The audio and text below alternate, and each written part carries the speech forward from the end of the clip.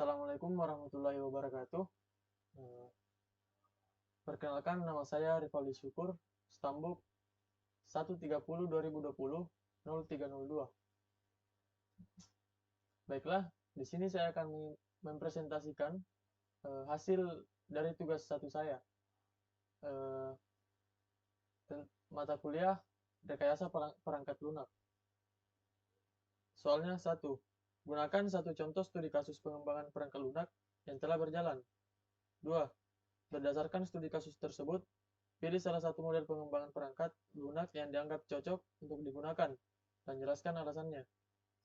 3. Buatlah model pengembangan perangkat lunak yang dimaksud baik secara deskriptif maupun gambar sesuai penerapan dari permodelan yang dipilih. Baiklah, di sini saya mengambil studi kasus yaitu sistem informasi perpustakaan menggunakan metode waterfall. Tujuan pengembangan yaitu sistem perpustakaan yang berjalan di SMP Negeri 3 Kota Bekasi masih bersifat konvensional, di mana pencarian, peminjaman, dan pengembalian masih menggunakan sistem pencarian secara manual, seperti sistem peminjaman dan pengembalian yang masih menggunakan sistem tulis tangan pada buku besar.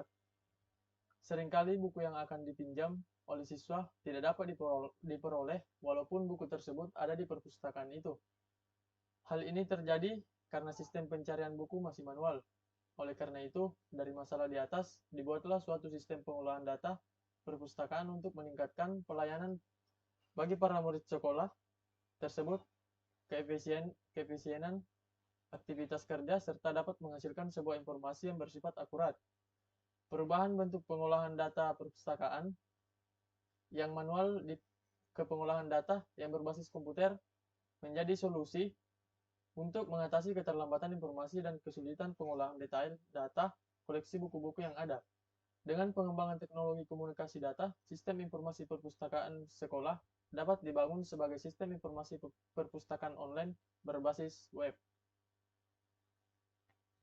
Model pengembangan. Model waterfall adalah model klasik yang bersifat sistematis, berurutan dalam membangun software. Nama model ini sebenarnya adalah linear, sequential, model dan sering disebut classic life cycle atau metode waterfall. Disebut waterfall karena tahap demi tahap yang dilalui harus menunggu selesainya tahap sebelumnya dan berjalan berurutan. Fase-fase dalam waterfall model digambarkan sebagai berikut. Communication, planning, modeling, construction, de, de, deployment. Metode penelitian. 1. Observasi. Penulis melihat dan mengamati semua permasalahan di perpustakaan SMP Negeri 3 Kota Bekasi untuk mengetahui untuk apa dibuatkan sistem perpustakaan. 2. Wawancara. Penulis mengumpulkan data secara langsung dengan Ibu Susilawati selaku pengelola perpustakaan tentang penataan buku, permasalahan yang terjadi di SMP Negeri 3 Kota Bekasi. 3. Studi pustaka. Dalam metode ini, penulis mengumpulkan dan memperoleh data dengan cara membaca dan mempelajari buku-buku referensi untuk mencari data dari sumber yang berhubungan dengan penulisan penelitian. Implementasi rancangan antarmuka pada sistem informasi perpustakaan berdasarkan hasil rancangan antarmuka. 1. Halaman home, seperti yang ada di gambar. 2. Register book. 3. Laporan data buku, seperti yang digambar. 4. Halaman register. 5. Laporan data anggota. 6. Halaman peminjaman buku anggota. 7.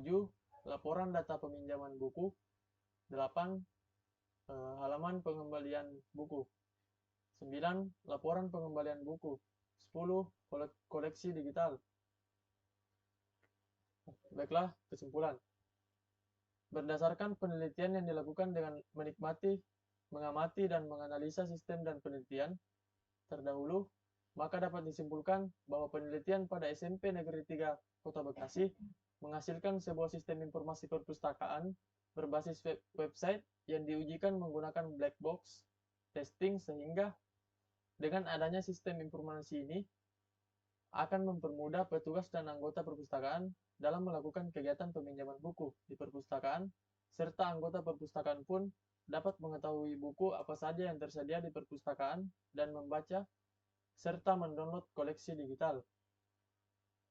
Sekian dari presentasi saya, lebih dan kurangnya mohon dimaafkan. Wabillahi taufiq wal hidayah. Assalamualaikum warahmatullahi wabarakatuh. Anjay.